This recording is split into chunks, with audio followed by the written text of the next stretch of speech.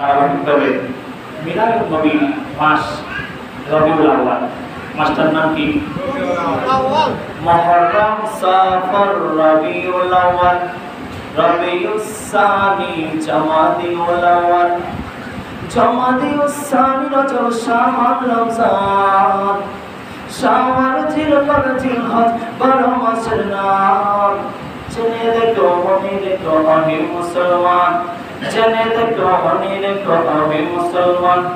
মুহররম, সফর, রবিউল আউয়াল, রবিউস সানি, জামাদিউল আউয়াল, জামাদিউস সানি, রজব, শাবান, রমজান, শাওয়াল, জিলকদ, জিলহজ, 12 মাসের নাম। জেনে দেখো মনে রেখো আমি মুসলমান, বলুন জেনে দেখো মনে রেখো আমি মুসলমান। আদম থেকে নূহ নবী, নূহ থেকে ঈসা নবী, সবারই সেরা আমার নবীর নাম। জেনে দেখো মনে রেখো আমি মুসলমান, জেনে দেখো মনে রেখো আমি মুসলমান। আওয়াজ দিয়ে বলুন না ইয়া রাসূলুল্লাহ। মিলাদুন নবী মাস রবিউল আউয়াল, রবিউল শব্দ অর্থ বলতেছি প্রথম বসন্ত, আউয়াল শব্দ অর্থ হচ্ছে প্রথম, রবিউল মানে বসন্ত। আমি সেদিকে যাচ্ছি না, আলোচনা আমি শেষ করেছিলাম আব্দুল্লাহর কুরবানি। আমার নবী বলছিলেন আমি দুই জমির সন্তান, একজন হচ্ছে ইসমাইল জলিউল্লাহ, আর একজন হচ্ছে আমার নবী বলতেছেন আমার পিতা আব্দুল্লাহ জলিউল্লাহ। দুইজনের কুরবানির মাধ্যমে আমি আমার আল্লাহর পক্ষ থেকে রহমত স্বরূপ এসেছি। আওয়াজ দিয়ে বলুন না সুবহানাল্লাহ। আমার নবী দুনিয়াতে আসে না, আব্দুল্লাহর ভাইরা ছিল, বলছিলাম কতজন? 10 জন। প্রসিদ্ধ মত হচ্ছে আব্দুল মুত্তালিবের ছেলে ছিল 10 জন, মাইয়া ছিল 6 জন। আব্দুল্লাহ ছিলেন সর্বকনিষ্ঠ পুত্র, আদরের পুত্র। আব্দুল্লাহকে সবাই মহব্বত করত, কেন জানেননি? আব্দুল্লাহর চেহারার মধ্যে একটা আলাদা মায়া লাইগা থাকে। ও জগৎবাসীরে,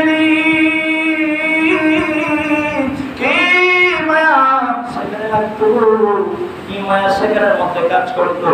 আব্দুল্লাহ যখন রাস্তা দিয়ে চলাচল করতো, ওই আরবের মহিলারা আব্দুল্লাহর চেহারার দিকে তাকায় থাকতো। আব্দুল্লাহ দেখলে বড় ভালো লাগে। কেন ভালো লাগে জানেননি? কিতাব সাক্ষী দেয় আমার নবী নূর মুবারক আব্দুল্লাহ কপালের মধ্যে ছিল, এই জন্য বড় ভালো লাগে। আমার নবী তখন দুনিয়াতে আসে নাই। আব্দুল্লাহকে যে কোনো মহিলা দেখলে শুধু প্রেমের প্রস্তাব করত, কিন্তু আব্দুল্লাহ ছিলেন সৎ চরিত্রের অধিকারী। আব্দুল্লাহর ভিতরে কোনো 19-20 ছিল না, বড় ফ্রেশ ছিলেন। সুবহানাল্লাহ। আব্দুল্লাহ নাকচ করে দিতেন। আব্দুল্লাহ লজ্জাশীল ছিলেন। তিনি এমনভাবে চলাচল করতেন, যিনি মনে হইত তিনি যেন একজন যুবতী কুমারী পর্দাসীন মহিলা। এত ভদ্র নম্র ছিলেন আব্দুল্লাহ। আব্দুল্লাহর বয়স প্রায় 24 চড়ি করছে। 24 বছর যখন আব্দুল্লাহ হয়ে গেছে, আব্দুল্লাহর বাবা আব্দুল মুত্তালিব ভাবলেন এবার আমার ছেলেদের বিয়ে করাইতে হবে। আমার এক ব্যবসায়ী কাফেলার সাথী ভাই বন্ধু আছে, তার নাম হচ্ছে ওই ওয়াহাব। আমেনার আব্বার নাম হচ্ছে আমিনা বিনতে ওয়াহাব জহরি ইবনে কিলাব। ওই ওয়াহাবের মাইয়া আছে, মাইয়াটা আমার জানা মতে বড় ভদ্র, বড় নম্র। রাস্তা দিয়ে যখন চলাচল করে তখন ভদ্রভাবে যায়, পর্দার সহিত যায়। আর আজকালের মাইয়ারা তো পর্দা এক দেশ, তারা বাংলাদেশ আসেনি, পর্দা পুষিতে বলতে নাই। হুজুরা যখন পর্দা রাজ করে হুজুর রাখে, বড় হুজুর দেখছি আছে কিনা? এটা তো হুজুরের কথা না, এটা হচ্ছে আল্লাহ পাকের কালামের কথা। সুবহানাল্লাহ। কোনটা কার বিধান? আল্লাহ। এটা আল্লাহর বিধান। আমি শুধু প্রচার করছি, আপনার যদি ভালো লাগে আপনি মানতে পারেন, না যদি ভালো লাগে না মানেন, বিপদ আছে না নাই? এই জন্য বলছিলাম ওয়াহাব জুহরির মাইয়াটা বড় ভদ্র, ভালো খবর পাওয়া গেল। এবার আব্দুল্লাহ রওনা হয়ে গেলেন। আব্দুল্লাহ যাচ্ছেন, যেতে যেতে যেতে যেতে ওই একজন মহিলা সুন্দরী, আমি আগেই বলেছি আরবের সুন্দরী মহিলারা আব্দুল্লাহর প্রেমে হাবুল বন্ধু গাইত। এবার আব্দুল্লাহ যাচ্ছেন, তিনি বিবাহের উদ্দেশ্যে বাড়ি থেকে বের হয়ে গেছেন তার বাপ পিতার সাথে। এবার যেতে যেতে ওরাকা ইবনে নওফলের একটা বোন আছে বড় সুন্দরী, আমিও প্রস্তাব দিয়েছিলাম। এবারও বাড়ির সামনে তারা বলতেছে, ও আব্দুল্লাহ আপনারে আমার বড় ভালো লাগে, আপনি একটু দাঁড়ান, আপনাকে আমি বিবাহ করতে চাই। আল্লাহু আকবার, আল্লাহু আকবার। ওরাকা ইবনে নওফল, ওরাকা ইবনে নওফল কে জানেননি? তিনি ছিলেন তাওরাত এবং ইনজিলের পণ্ডিত। সুবহানাল্লাহ। ওরাকা ইবনে নওফল এমন একজন দার্শনিক ছিলেন, এমন একজন আলেম ছিলেন, যিনি সর্বপ্রথম খাদিজা রাদিয়াল্লাহু তাআলা যখন বললেন, ও পণ্ডিত মশাই গো, আমার আমার আমার যে নবী আছেন, আমার যে স্বামী আছেন, তিনার উপরে কোরআন নাযিল হয়েছে, তিনি বলতেছেন তিনার ভিতরে এই আলামত আমি দেখতে পাচ্ছি, তিনার সম্পর্কে আপনার কি অভিমত? ওরাকা ইবনে নওফল বলেন তিনি কোনো সাধারণ মানুষ না, তিনি হচ্ছেন আখির জামানার পয়গম্বর। সুবহানাল্লাহ। ওরাকা ইবনে নওফল একজন আলেম ছিলেন, তিনার একটা বোন, আমি পিছনে চলে যাচ্ছি, তিনার বোনটার নাম হচ্ছে রুকিয়া।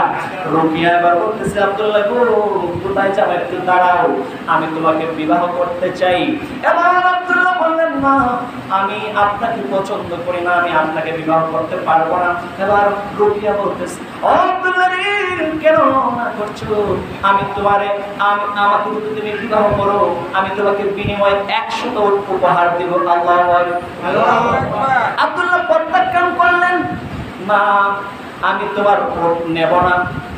এবার ওরাকা ইবনে নওফলের বোন রুকিয়া বলতেছেন, ও আব্দুল্লাহ রে আমি তোমার প্রেমে পাগল হয়ে গেছি, আমাকে বিবাহ করা লাগবে না, 100 উট তুমি নেওয়া লাগবে না, তুমি আমার সাথে একটু শারীরিক সম্পর্ক একটু সময়ের জন্য হলো আমাকে একটু সময় দাও। নাউজুবিল্লাহ, নাউজুবিল্লাহ। এবার আব্দুল্লাহ বললেন, নাউজুবিল্লাহ, জি এটা হইতে পারে নাকি? আমার বংশের মধ্যে কোনো কালেমার দাগ নাই, আমার বংশের মধ্যে কোনো জেনাবে বিচারের কোনো রিপোর্ট নাই, আমরা হচ্ছি সম্ভ্রান্ত ফ্যামিলির, আমরা হচ্ছি কুরাইশ আলা হযরত। আওয়াজ দিয়ে বলুন না সুবহানাল্লাহ। কুরাইশ বংশ তখনকার সময়ে ওই বংশের মধ্যে কোনো জেনাবে বিচার কোনো ছিল না, জেনাবে বিচারের কোনো অন্যায় এদের মধ্যে ছিল না, এরা সৎ ছিল, এরা ধার্মিক ছিল। এই জন্যই আব্দুল মুত্তালিব আমার নবীর দাদা, ওই জন্যই সর্দারি পেয়েছিলেন, বড় মানুষের ভালোবাসা পেয়েছিলেন, এত সৎ ছিলেন, এত ধার্মিক ছিলেন। এই জন্য মানুষজন তাকে বিশ্বাস করিয়া কাবা ঘরের মুতাওয়াল্লি বানাইছে। দাম কম না বেশি? আমার নবীর কারণে।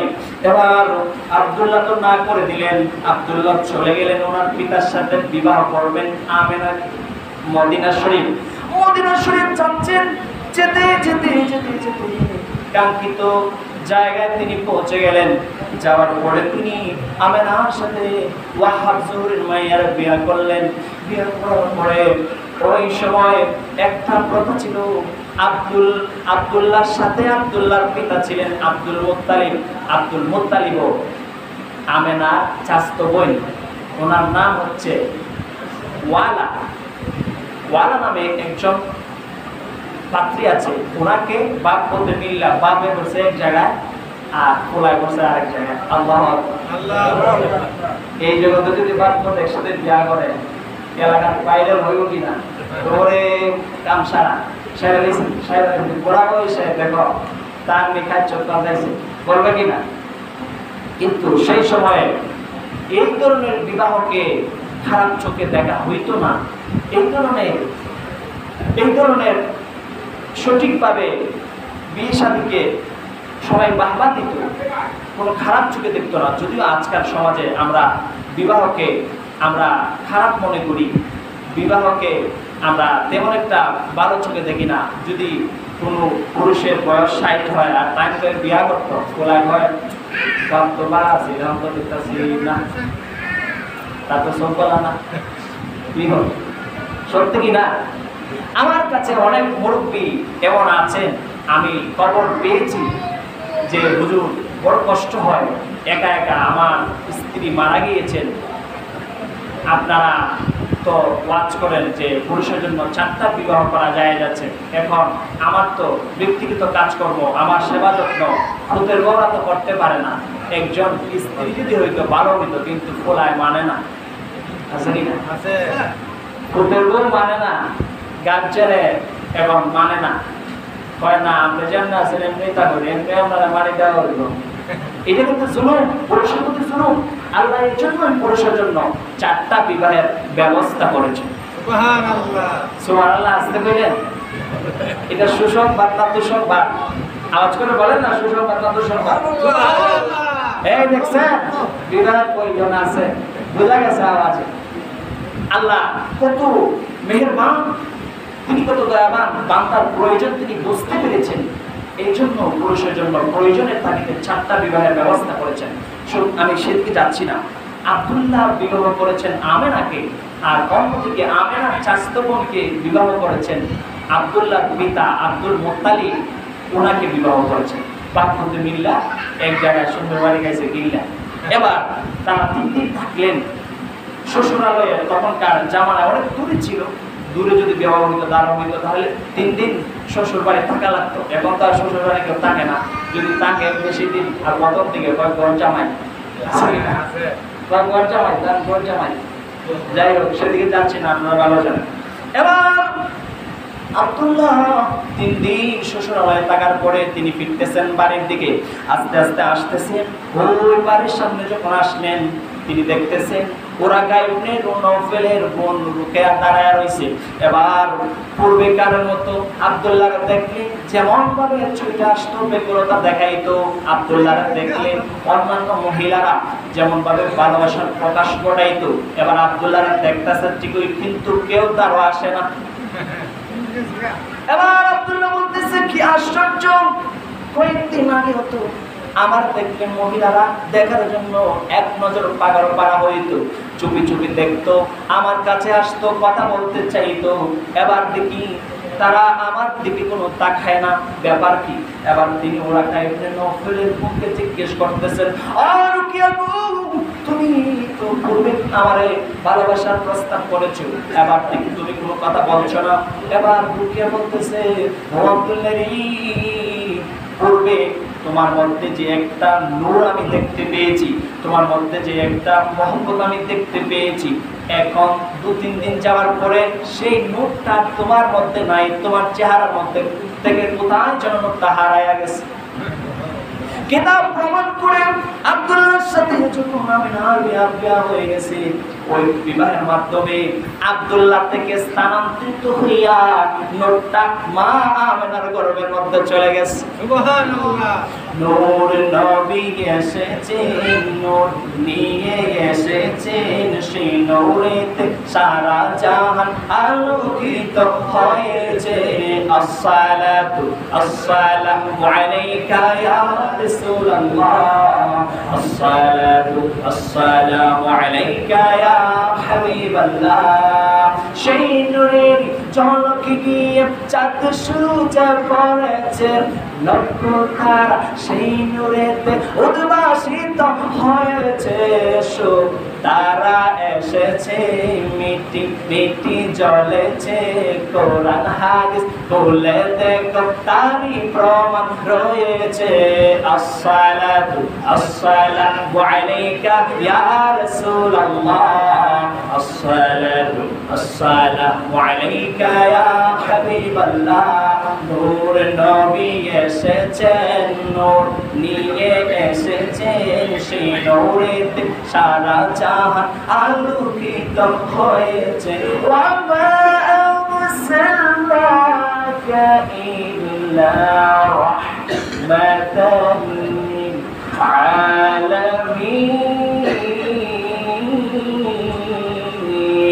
আল্লাহু আকবার আল্লাহ রাব্বুল আলামিন বলছেন আমি আমার নবীকে জগতের সময়ের জন্য জগৎ একটা না বহু জগৎ আছে মাটির তলে জগৎ আছে আকাশের উপরে জগৎ আছে আমরা আছি জমিনের উপরে একটা জগতের মধ্যে কিন্তু আর জগৎ আছে না নাই আছে আল্লাহ যত জায়গার রব আমার আপনার নবী তত জায়গার রহমত আউয়ালু মা খালাকাল্লাহু নূরি আল্লামা ইবনে হাজার আসকালানী রাহমাতুল্লাহি আলাইহি বলতেছেন আর সর্বপ্রথম আল্লাহ ওই আমার আমি বলতেছেন সর্বপ্রথম আল্লাহ নবী নূর মুবারককে সৃষ্টি করেছে নবীর নূর দ্বারা সকল জাহান আলোকিত করেছেন আল্লাহ বলছিলাম কুরআন আব্দুল্লাহ বলতেছেন কি গো এখন থেকে আমার দিকে তাকাও না ওই নজর দিয়া এবার রুকে বলতেছেন তোমার মধ্যে আগে যে একটা নূর ছিল একটা মহব্বত ছিল একটা কি যেন ছিল মায়া এই মায়াটা নাই দেখতে পাই না এই জন্য তোমার আর এখন দরকার নাই সুবহানাল্লাহ এবার আব্দুল্লাহ চলে গেলেন তার পিতারে নিজ বাসস্থানে যাওয়ার পরে আরো কয়েক মাস পর আব্দুল্লাহর বয়স 25 বছর এবার পিতা তাকে ব্যবসায়িক উদ্দেশ্যে তাকে সিরিয়া পাঠাইলেন তিনি সেখানে যাওয়ার পরে কিতাব সাক্ষী দেয় আব্দুল্লাহ 25 বছর বয়সে আল্লাহ তাকে সারা দিয়ে ইন্তেকাল করেছেন আবার একটা বর্ণনার মধ্যে পাওয়া যায় আব্দুল্লাহ গেছিলেন ওই মদিনায় খেজুর আনতে যাইয়া আবওয়া নামক স্থানে তিনি ইন্তেকাল করেছেন আর ওই জায়গার মধ্যে তিনি ফিরতে পারেন নাই আওয়াজ দিয়ে বলেন আল্লাহু আকবার কার কখন ডাকাছে আমরা কেউ জানি না কার কখন ওই মৃত্যুর পুরোনা জানি হয় আমরা জানি না এই জন্য বিবাহ করতে হয় চারটা জিনিস দেখে কয়টা জিনিস দেখে চারটা জিনিস দেখে হাদিস প্রমাণ করে এক নম্বরে দেখবা বংশটা ঠিক আছে কিনা বংশটা ভালো আছে কিনা দুই নম্বরে দেখবা যদি ওই সুন্দরী আছে কিনা পুরুষ অথবা মহিলাটা সুন্দর কিনা তিন নম্বরে দেখবা সম্পদ আছে কিনা চার নম্বরে মানুষজন দেখে থাকে ব্যক্তিগতভাবে ফুলাটা মাইয়াটা বারণী চরিত্রটা ঠিক আছে শিক্ষিত নি স্বশিক্ষিত নি নেককার নি আমলে নি তাহাজ্জুদ পড়ে কিনা পাঁচ ওয়াক্ত নামাজ পড়ে কিনা এই মানুষগুলা এই চারটা জিনিস প্রধানত দেখে থাকে ঠিক কিনা চারটা জিনিস আপনি লক্ষ্য করবেন এর মধ্যে আমার নবী বলছেন চারটার মধ্যে সর্বশ্রেষ্ঠ সর্বোত্তম হচ্ছে দিনদারিত্ব যার মধ্যে দিন আছে তার মধ্যে সব আছে যার মধ্যে দিন নাই গো তার মধ্যে কিচ্ছু নাই সে গোপনে গোপনে পশু প্রকাশ্যে মানুষের লেবাস থাকতে পারে যার মধ্যে ধর্মের নিয়ম নাই ধর্মের অনুসরণ নাই ধর্মের কোনো কাজ কারবার নাই ধর্মকে সে মানে না ফলে করে না সে নাস্তিক ঠিক কিনা এবার আজকাল বিয়াটা কিন্তু কঠিন হয়ে গেছে বিয়াটা কিন্তু কঠিন হয়ে গেছে যদি বলা হয় কোনো মাইয়া পাবলে দিবেন নি আপনার মাইয়া বেড়ায় না বয়স হয়েছে না বয়স হয়েছে কলকাতা সব পড়ে বরং তো এসএসসি পড়ে বয়স হয়েছে না এবার একটা খবর পাওয়া গেছে ইটালি পার্টি কি একটা ফ্রান্সের পার্টি খবর পাওয়া গেছে এক অসুবিধা নাই আত্ম করা লাগে ফল নিব না ওটাইয়া আছে কি না অথচ এই মাইয়ার বাপগুলো নির্ধারিত দেখে না দেখে শুধু মালটো আছে কি এই জন্য অনেক যুবক এখন অবতারিত আছে কি দুজন নিজেও অবতারিত পাচ্ছি না 3 বছর ধরে বাবা চেষ্টা করছি, কিন্তু হাদিয়া নেন, সমস্যা নাই, আপনি চাইলে অন্য কিছু নেন, দাওয়াত নেন, অসুবিধা নাই, কিন্তু বিয়া দেওয়া যাইব না, যাইব না। আছে কি হুজুর? না না, হুজুর না, অন্যগুলো বানিয়ে হুজুর না, আমার ভাই কথা বুঝে না, আছে কিনা? অথচ দিনদারিতার দিকে যদি কোনো মানুষ আসক্ত হয়, লাভিত হয়, তাহলে সর্বপ্রথম পাওয়ার দাবিদার রাখে নামাজি ব্যক্তি, ঠিক কিনা? আসুন আমরা আমাদের আমাদের নজরকে হেফাজত করি, আমাদের মনকে ফ্রেশ করি, ধর্মের আলোয় আলোকিত করি।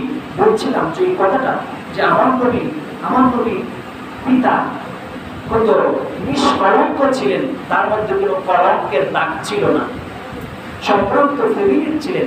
আমার নবী বংশের অন্যান্য পুরুষরা, অন্যান্য মহিলারাও একদম সাদাসিধা ছিলেন, একদম সর্বোত্তম ছিলেন, আল্লাহর জমিনে এর উপরে আর বংশই হইতে পারে না। আওয়াজ দিয়ে বলুন না সুবহানাল্লাহ।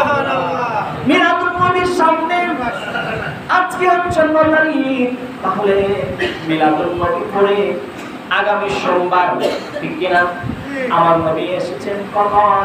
সংক্ষিপ্ত করে বলতেছি, 570 খ্রিস্টাব্দে 12 রবিউল আউয়াল মাসে সোমবার সুবে সাদিকের সময় আমার নবী এই পৃথিবীটাকে আলোকিত করে আব্দুল্লাহর ওই পুরুষে মা আমেনার গর্ভে ওই আব্দুল মুত্তালিবের বাসস্থানে আমার নবী পৃথিবীটাকে আলোকিত করে এসেছেন।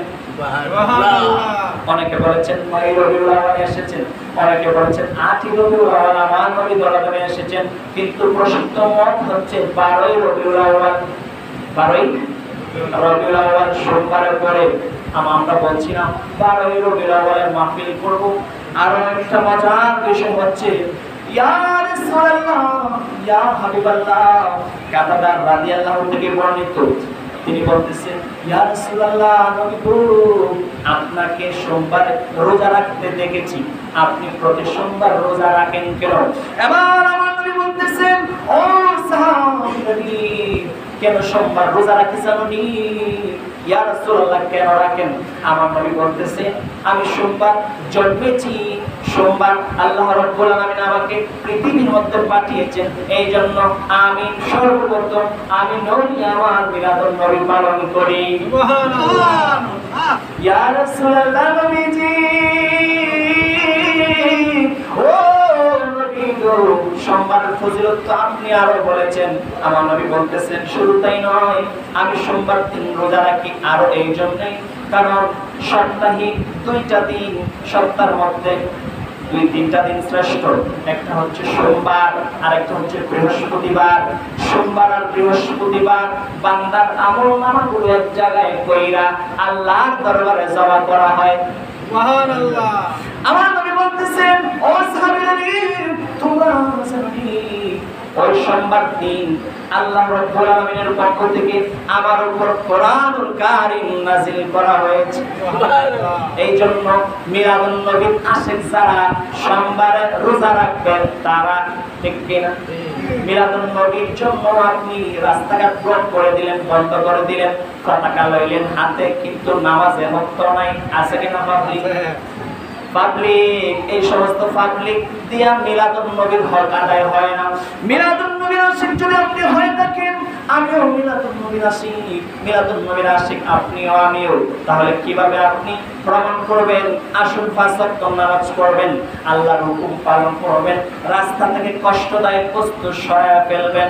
অথচ আমাদের এমন আচরণ হয়ে গেছে, রাস্তার মধ্যে কোনো ময়লা নাই, টাইনের ঘরে ওই গরু বাছুরের লেদা আছে, খড়কুটা আছে, এগুলো রোদে শুকাইতে দেয়, আছে কি? রাস্তার মধ্যে আমার নবী বলেছেন, কোন কষ্টদায়ক বস্তু যদি তুমি সরায়া ফেলতে পারো, টাকা পয়সা যে কোনো জিনিস সৎকার করলে যে সওয়াব, রাস্তা থেকে কষ্টদায়ক বস্তু সরায়া ফেললে আল্লাহ তোমার ওই সওয়াব দান কইরা দিব। সুবহানাল্লাহ। তাহলে রাস্তার মধ্যে কোনো ময়লা রাখবেন নি, কেরকুটা পাতা, মানুষের কষ্ট হয়, যাতায়াতের অসুবিধা হয়, এমন জিনিস দিবেননি। যারা বলেন নাই তারা মনে মনে কি করবে কইতাম না আমরা তো তেমন লাগবে আসলে না